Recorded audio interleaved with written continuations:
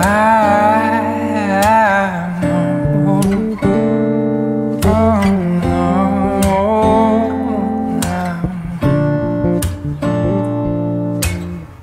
left to rise, buzz like crazy. Everybody's trying to steal my lady. Spiders in the mirror and things can't be right. Back to the scene of a Friday night, to a blessed collision still frozen tight. Spear drinkers, Cupid and the sound of her first chime. And why did you argue? We're dreaming of those eyes, the best part of my life. And when we make love, babe, the world don't make a sound. Hello my friends, welcome back to my channel. Well, I say that because I just filmed 2 videos. I filmed them sitting here. It's been a while since I've been in front of the camera. We had our oldest dog, Heart, pass away, and it's been tough. It's been really hard. You know, even though you know your dogs are getting older and you have them for such a limited amount of time, it's still just never easy to lose them. So I didn't really feel like getting in front of the camera or vlogging at all. And I just am sort of starting to get back into that. So Cosmo, come here. Come here, bud. Somebody was asking where Cosmo was in my last vlog. Come here. Come here. Come here. Oh, there he is. He said hi, guys. He's doing good. He's doing very good. He's been a big comfort, and I'm just so glad to have this big guy. I love him so much. He's a sweet boy, and here he is for you all to see. He's been super comforting, and just been a sweetheart. Yeah. So we're just gonna, anyway, we're gonna start this reading vlog. Today is Tuesday. I just started a new book today, a new audiobook, and it's a different read from the Pam Godwin that has been in my, hey, we don't need that, in my most recent vlogs. So let's talk about it, shall we? Kazi, are you just gonna stay up here with me? So I wanted to read Lisa Kleypas. I wanted something that was comforting, that I knew I was gonna love. So this was also on my August TBR. I've done a real terrible job of sticking to books on my TBR. He's just gonna sit on my lap. But I just felt drawn to read this today, so I picked up the audiobook of this, Lisa Kleypas, Sugar Daddy. I am on chapter 8. Let's see where that is on here. And I'm really loving it, honestly. Like, I was instantly... Okay, you're gonna get down? Okay, goodbye. So, I'm about right here, about maybe a third of the way into it. And from the minute I started reading this book, I was just completely hooked. Like, there's just something about Lisa's writing that is just so compelling to me. It is comforting to me.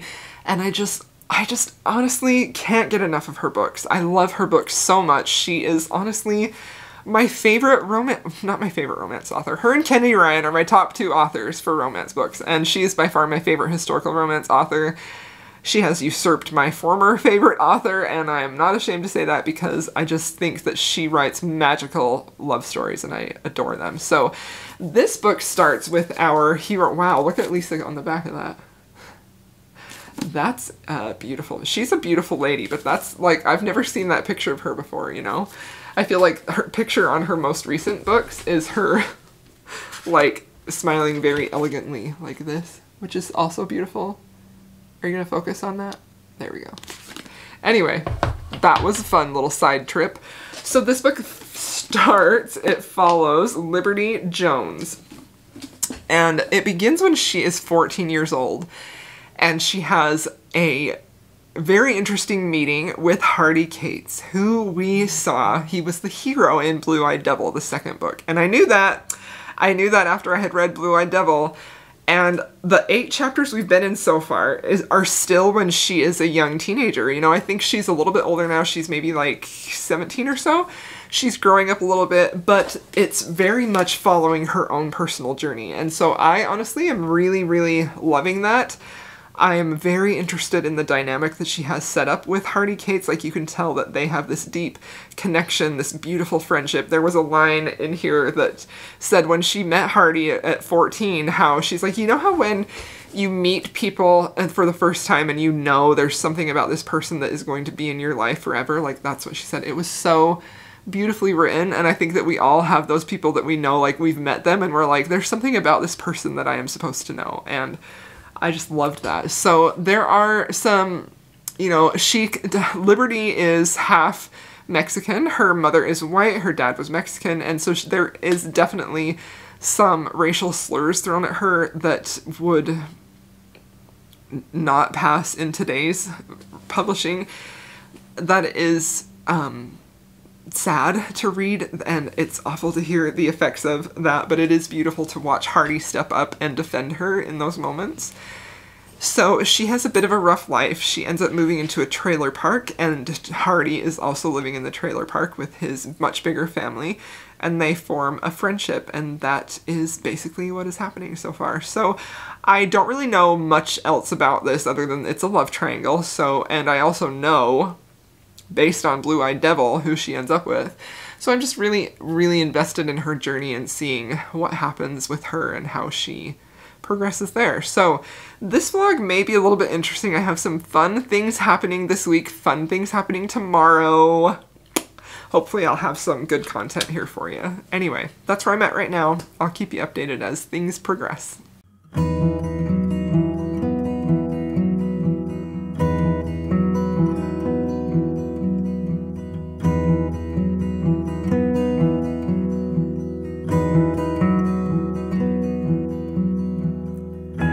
Your wings in the sky tonight. I'm sitting on a rock and watching heron fly. Feet in the water. Hello, my friends! Welcome to another vlog clip. Look who came to visit me. Jen from the Book Refuge has been staying with me for a few days. And we both kind of had good intentions of, like, vlogging this. We're like, we're gonna have so much vlog content, and then so much. And then we've just been hanging out and enjoying it, and haven't wanted to bring our cameras out and be on. At least that's how I felt. Yeah. Right? Yeah. We filmed some videos though. Yeah, we did. We just did those. But they were very fun. Yeah. Yeah. But the rest of the time we were just hanging out. So we're not those vlog people that are like, hey, look at us being cute. We're not that. Really I did get a little bit of footage from when we, like, I wanted her to see the Utah mountains, and she said she wanted to see them, so we went on a hike. So I got some beautiful video of that. Hopefully it's beautiful. I haven't looked at it yet. So I'll put that in here somewhere for B-roll. But yeah, I had good intentions of vlogging a lot of it, and then I'm okay that you didn't vlog a ton of our hike though, because it was intense. it was a hard hike. It was very challenging. Yeah. It was supposedly moderate, and I was like, I shiver to think who the experts are. I picked the prettiest hike that I had been on, and I picked the longest and hardest way to get there, which was different than when I had been on it before. So we took the easy way down, which was nice, but it was a very difficult way up. So. Yeah, it was difficult. It was difficult, but Fargo is 900 feet elevation, and we went to 5,500 feet elevation. So you know, it was a lot. But it was beautiful. It was fun. Yeah, and then tonight we're gonna meet Sam at Sam Reads a Little for dinner, the three of us. So I am gonna try and get at least a little bit of video there that I'll put in here too. We're gonna go get a little fancy and go have a good dinner. So I'm excited about that. Yeah. And that's about it. So what are you reading right now? Yeah, well, I started The Dawn by Serena Ackroyd. That came out yesterday, which I'm loving so much. I love her book. She has the most obsessive heroes, and this one's different because the heroine is a self-proclaimed gold digger, and I've never read someone who's been like the heroine that says that, so I love that. But also on my flight here I finished The Royals Next Door by Karina Halley. I have an arc for that, and that was fun. It was a good plain book, like for a plane. It was a great book to read. It was cute. Very much inspired by Meghan and Harry. Oh, yeah. And they're like when they moved to like Canada, is that where they went or wherever they moved?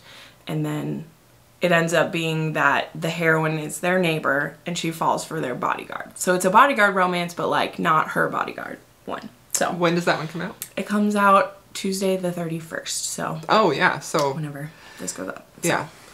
Hopefully this will go up on the 30th, so it will be out the next day. So that was cute. That was cute. I gave it 4 stars, but I know a lot of people love that, probably more than me, but I tend to like my things a little edgier these days, so it was very sweet and fun, but not my like normal taste. So yeah, that's what I'm reading right now. That's fair. Yeah. And I am still reading Sugar Daddy by Lisa Kleypas. I am now this far in. I think I'm like 70% in. I'm on chapter 19. And I mean, this is a difficult book to rate, I think, because it's so unlike anything else that I've read by her. Like it's very like, honestly, if this wasn't written by someone who's known for being a romance author, I would definitely call this women's fiction. And I think this was written in like the 2000s. 2007 is when this was published. So this is, I already talked about what it's about. 2007 is when this was published. And I don't know when women's fiction became a thing, but for 60% of the book, it focused purely on the heroine's journey. Like there was really no romance happening at all. And now at 70%, they finally kissed. And like, not, that was a long wait, but also like it's also not a, like I'm not hating it.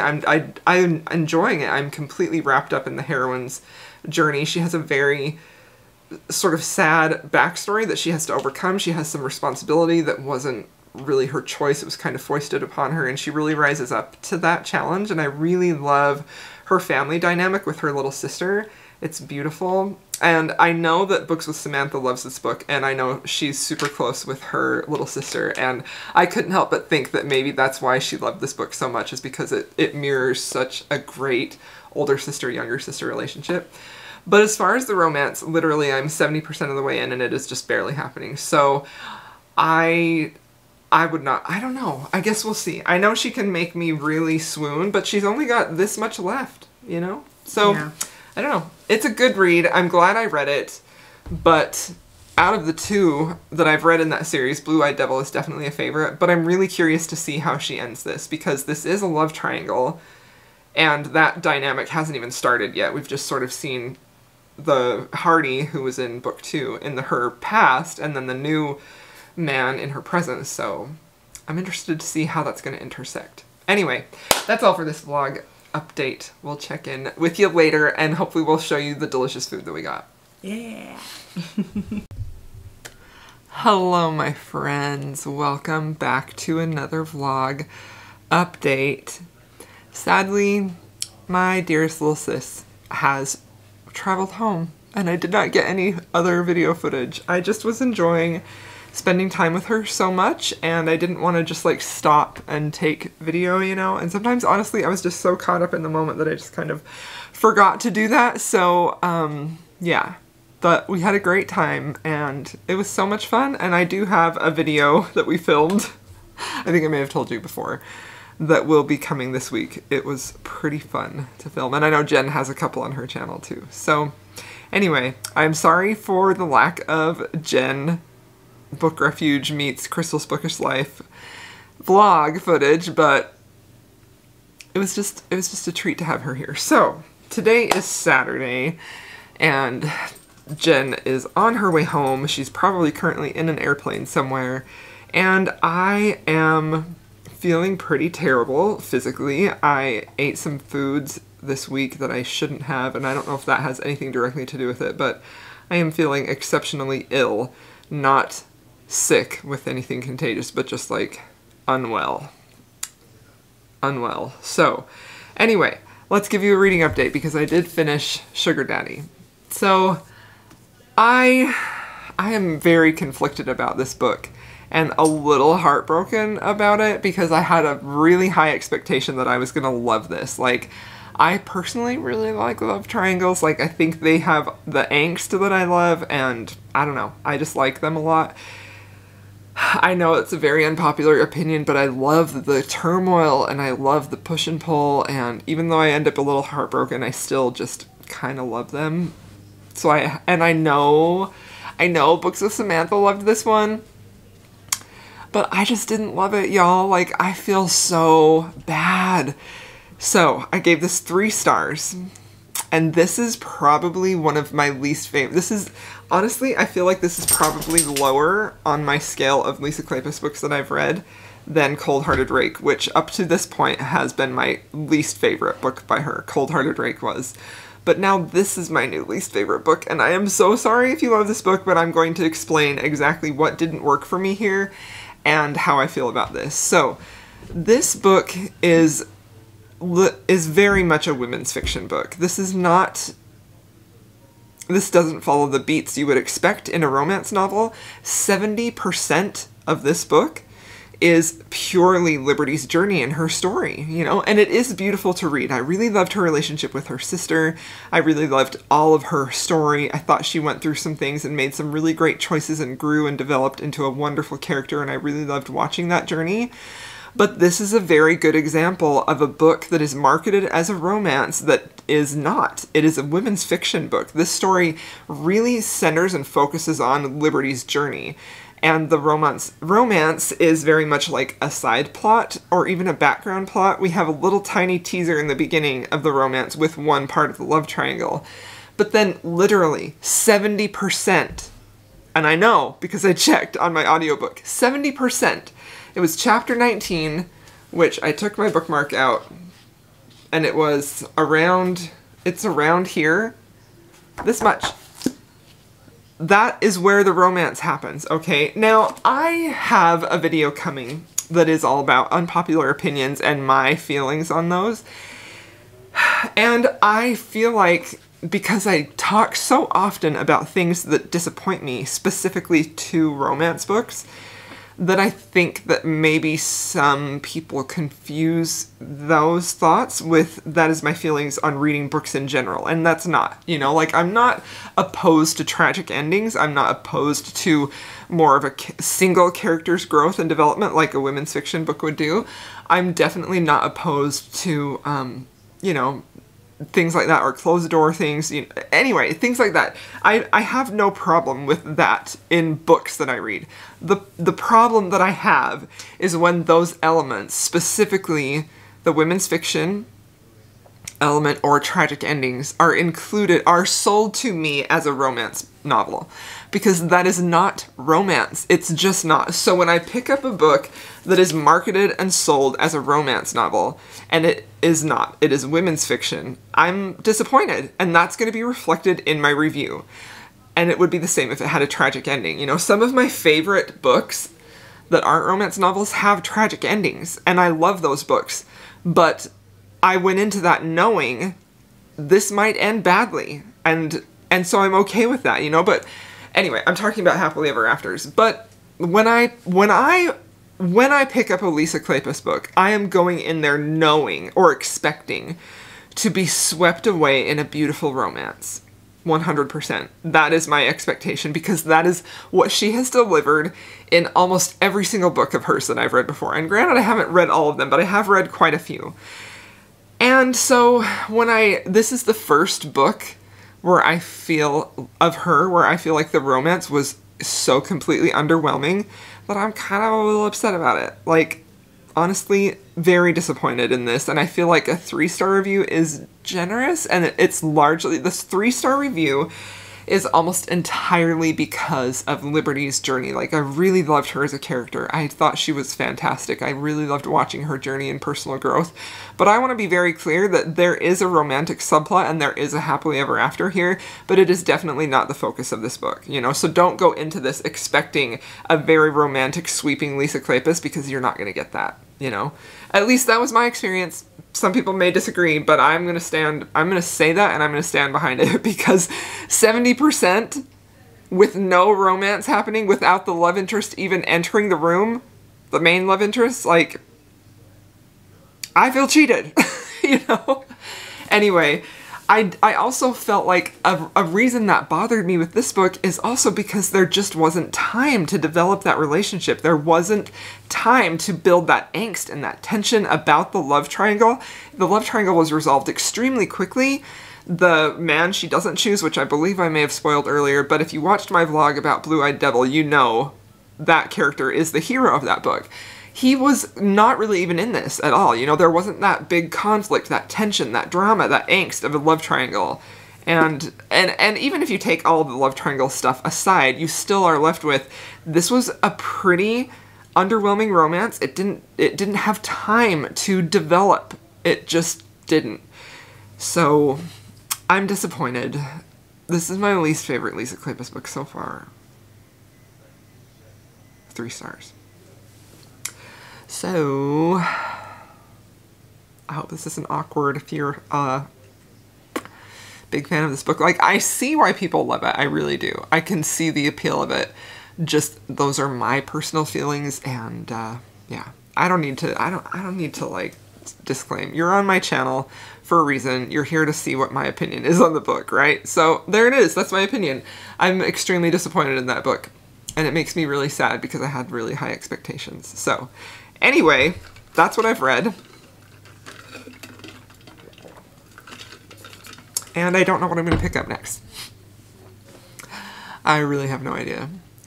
A physical book, but I don't know what. So, that'll be a surprise for you and me in the next clip.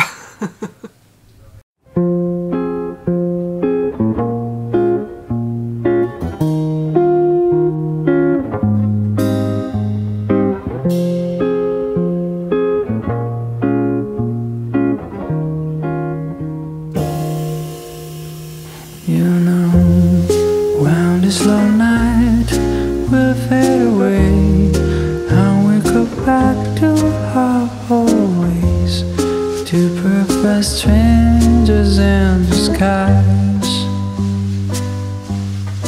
When the sun is going to stretch its arms on the road, turn as they can with his shrill call into perfect strangers in disguise.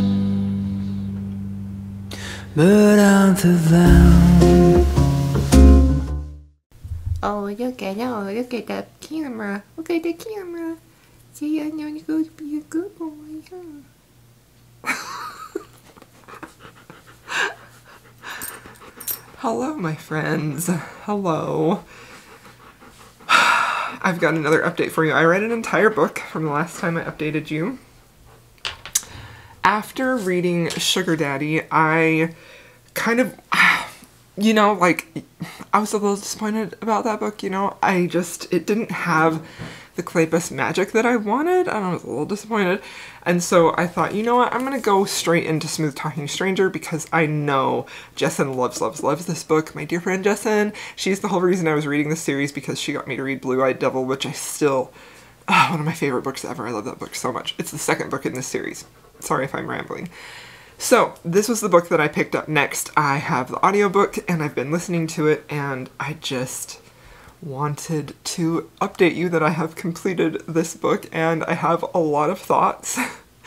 I'm not 100% sure on how I'm going to rate it. This wasn't a 5-star read for me. I think I'm going to probably keep it at a 4-star read for me. So, let me tell you a little bit about this book. So, this book follows Ella, who is our heroine, and she is in a relationship with a man who is sort of not necessarily running her life, but he definitely is influencing her life very heavily to do things that she doesn't necessarily want to do. Like, she's a vegan because he's a vegan, and their relationship has certain parameters because he feels strongly about that. And so she kind of just is going along with everything that he says, you know?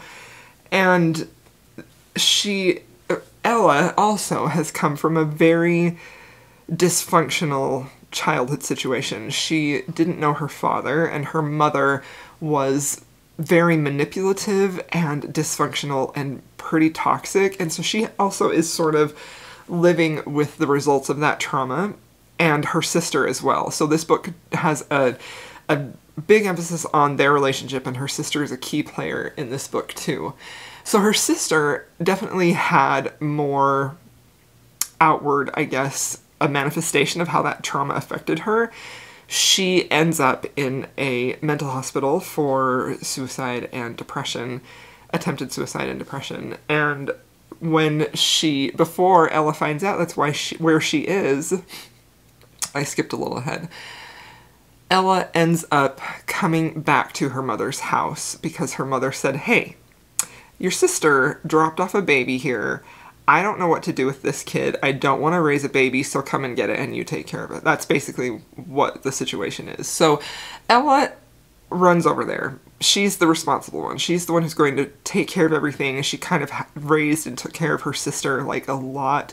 And I think that it's really interesting. Something that just occurred to me is this entire series has a really big emphasis on sibling love and taking care of your siblings and that relationship. And I really love that. And I think that, honestly, I think Lisa Kleypas has that dynamic in a lot of her series, because a lot of her series, her historicals, focus so much on a family element that there's a big component of siblings, sibling love, siblings taking care of one another, even if they do have parents who are present there. So I really enjoyed that. I really like how Lisa deals with sort of the dynamics of those types of relationships. I think it's really interesting. I think she really delves into sort of the details and how it can be a little bit toxic or a little unhealthy, but you see these people still rise up in love to do their best and take care of their siblings because they know there's no other option, and they're not going to let their siblings, you know, just leave them. Which is a very interesting dynamic in contrast with the mother here, who absolutely is like, I don't want this baby. We're gonna just send it packing, you know? Like, I don't want to take care of a baby. I didn't even really want to take care of you guys, so Ella, come take care of this. So Ella goes over there to rescue the baby, basically, and raise it. And she considers it to be a temporary situation because of where her sister is. And it pretty soon becomes apparent that it may not be entirely temporary, but she doesn't know for sure. So Ella, as she takes care of this baby, she finds out who she thinks the father may be, and so she goes to contact the father and get him to, you know, either financially pony up or to help take care of this baby. Also, though, Ella falls in love with Lucas, the baby. She develops a very strong bond with him, and she has this maternal instinct come out where she just absolutely loves this baby, and it is making me teary-eyed because it was so completely beautiful. And it was, without a doubt, my favorite aspect of this book, is the way that her relationship with Lucas just grew and evolved, and it was such a beautiful thing. And the very final paragraph of this epilogue in this book literally had me sobbing. It was so perfect, and I loved it so much. So Ella finds out that she thinks the father may be Jack Travis. So she goes to find him. She tries to get him to take a paternity test, and they end up in this situation where, come to find, well, I won't spoil it for you, because I feel like I kind of am running into the edge where I'm talking about these books so much that I may be spoiling things for you, so I don't want to do that. But I want to give you enough background that you are either compelled to pick this up or to not pick it up. So in the course of Ella trying to figure out if Jack is actually the father, they start having feelings for each other.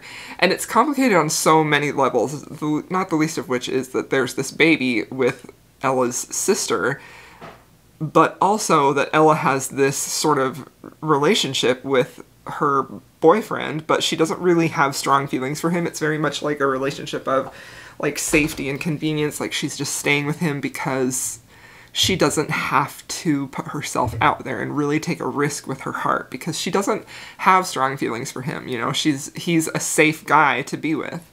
Jack, on the other hand, she does have very strong feelings with, and she really fights that for a lot of the book. She fights her feelings for him, she fights her attraction to him, and Ella's job, she's actually like a relationship consultant she has like a column in a newspaper or a magazine, I can't remember what it was. And so she's giving like relationship advice, and it was kind of an interesting thing to see that she was so like stubborn about her mindset about this relationship, but she's giving all these people relationship advice. Anyway, it was really interesting. There are some moments in this book that are heartbreaking, that had me wanting to throw the book against the wall. It was sad. I did not want this to happen, and I was going to be so mad at this book. I think that this series is very angsty for Lisa Kleypas. Like, when I think of Lisa Kleypas historicals, I don't necessarily consider them angsty reads. They're very comforting. They're just fun, very romantic, comforting reads for me. And these are definitely not that, this contemporary series. And it's really interesting to me, having read so many of her historicals and then coming to these contemporaries and seeing how different they are. So I know she wrote this series before she wrote the Ravenel series. This was the series she was writing right before she wrote the Ravenels. And so that's interesting to me too, because I feel like in these books, in each one of these, she's really doing some exploring with her writing style. She's tackling different topics and themes that she's never had a chance to tackle before, at least in her published books that I've seen. And she's really making her relationships a little more complicated. She's adding a lot of subtleties to those relationships. She's dealing with issues in these relationships, you know, like they're a little bit on the heavy side, they're a little bit on the angsty side, but again, each book, even Sugar Daddy, which I didn't necessarily love, but I didn't hate it either, they all have a very, very satisfying happily ever after, and this one is probably the most satisfying happily ever after in this series that I've read. It was so beautiful, I'm gonna cry just thinking about it. It was absolutely beautiful. Because there is that question in the book the whole time, is her sister gonna come back for Lucas? Is Ella gonna have to give up this baby who she has come to love as her own child? And Jack is a fantastic hero. Jack is a very sort of he sort of fits the mold of a typical Lisa Kleypas hero in that he's extremely alpha. He's a guy's guy. He loves his football. He loves his, meat, his protein. Like, he's definitely a Texas manly man. But he's also surprisingly, not necessarily feminist, but he's really open-minded to, not a feminist really, but to these things of a more modern way of thinking than maybe his father had, or something that you would think would be stereotypical of men at the time. And it was just beautiful watching him just all absolutely fall in love with Ella and fight for her and be very possessive of her in a good way. I think it was in a good way, I love a possessive hero, to be quite honest, and Jack reminds me very much of almost like a Derek Craven type of hero, like that type of hero who is very protective and very possessive and is not, has no question about this woman is his and is going to be his, and I just loved that so much. So I really enjoyed their relationship a lot. I thought it was great. All of that being said, the reason that I think it's a 4-star for me and not a 5-star is really because a lot of it was Ella's just stubbornness and her refusal to really put herself out there and to really embrace the idea. It's almost like she was really rejecting the idea of Jack having deep feelings for her in a way, because it scared her, because she recognizes that the way Jack feels about her is real, and he has the potential to really hurt her, and so she definitely rejects that idea a lot, and so she's kind of continuously pushing him away. And that got to be a little annoying, especially considering that she did write the newspaper article where she's giving romantic relationship advice, But Jack as a hero is fantastic. I think he's a wonderfully classic Lisa Kleypas hero done in a contemporary setting, and I really, really loved him. And I was honestly really excited to get to his book because I loved him in Blue-Eyed Devil, and yeah, so I was very satisfied with his love story and his happily ever after. I just wish that Ella maybe had not pushed him away so much at first, But, yeah, that's pretty much. Also, I just think that a lot of this book, it felt pretty heavy. I don't know, I'm trying to really define exactly why this is a 4-star book and not a 5-star book for me, and I think that a lot of it really has to do for me with the way that she is tackling more of those issues in a family dynamic, and in, even people who had traumatic childhoods and how they're sort of overcoming that trauma. I feel like she is focusing a whole lot on those issues in all of these books, and it's just not a super fun time to read, you know? And I do think that Blue-Eyed Devil still worked for me so well, even though it does that in the same way. And I think that I'm not sure if I just could relate more to Haven's story, or if that was just her type of trauma that she was overcoming was more of something that I could really feel more empathy for. Even though I felt a lot of empathy for Ella and Liberty in Sugar Daddy, it was still just like, I don't know, like her mother, I just despised her mother in this book so much. She was just despicable, almost like a caricature of a villainous parent, honestly. Like she was a one-note villain. She hit all the beats that you would expect a mother like that to hit, you know? Anyway, yeah, so I think that I liked the romance in here. It wasn't as all-consuming as I wanted it to be, as I felt like Hardy and Haven's romance was, or as I have felt like Lisa's typically are for me. I still really enjoyed this book, but there were parts of it that I didn't enjoy. There were parts of it that I didn't really love reading. I mean, it's a very angsty, heavy read, and it's not necessarily the type of angst that I enjoy. Like, when I want an angsty romance, like, I want there to be tension and conflict in the relationship, in the romance. Not necessarily angst outside of it. I don't, you know, that's the type of angst that I prefer, and this is the type of angst that is a lot of hard life situations that they have to work through, and that's just not necessarily my favorite. So the ending, however, was fantastic. The Happily Ever After was well worth the read. It was absolutely beautiful, and Jack was a fantastic hero. I did like Ella, but so far of the three heroines, she's my least favorite. I kind of struggled with her. Like I said, she wasn't, I don't know, she just, I mean, I liked how she stepped up to the plate. I loved to raise Lucas. I loved her relationship with Lucas. Like, her relationship with that baby was like the very best part of this book for me, honestly, even more than her relationship with Jack. I just loved watching her just so effortlessly and with so much love and such an open heart slide into this role as a mother with Lucas. But at the same time, it was really interesting to me to see her so willing to put her heart out there with this baby who she knows she is probably going to lose at some point. Her sister's probably going to come and take him back.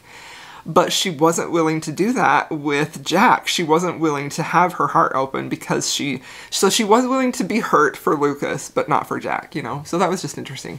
Anyway, it was a solid read. It was definitely a solid 4-star read. The ending just completely won me over, but I did have some issues with it other than that. But it was still worthwhile, and I'm glad that I read it. So this is a really interesting series, and I would recommend it, but it's not at all like her historicals, you know. There are definitely some things that aren't super fun to read about, but also still really good. So, yeah. Anyway, I had a lot of conflicting thoughts about one of my all-time favorite authors in reading these two books. Lisa Kleypas is probably my favorite author under Kennedy Ryan. It's Kennedy Ryan and then Lisa Kleypas. She is for sure my favorite historical romance author, and it's been really interesting to read these books and to actively see her really stretching her writing muscles to try something different. And I think that if I had maybe approached these books realizing that this is sort of her doing that, really kind of pushing her boundaries, pushing her limits with her writing, I think maybe I would have appreciated these two at least a little bit better. But also, there are some, you know, Lisa Kleypas books, they're not all 5 stars for me. I just kind of expect them to be because there are so many of her books that I just love so much. So anyway, that's a very long clip. I'm going to end this reading vlog here. Hope you enjoyed watching it, and yeah, I'll be back to regular reading vlogs in the coming weeks. So thank you so much, my friends, for watching this video. If you have made it this far, please feel free to leave me a horse emoji for Texas. I'll see you in my next video.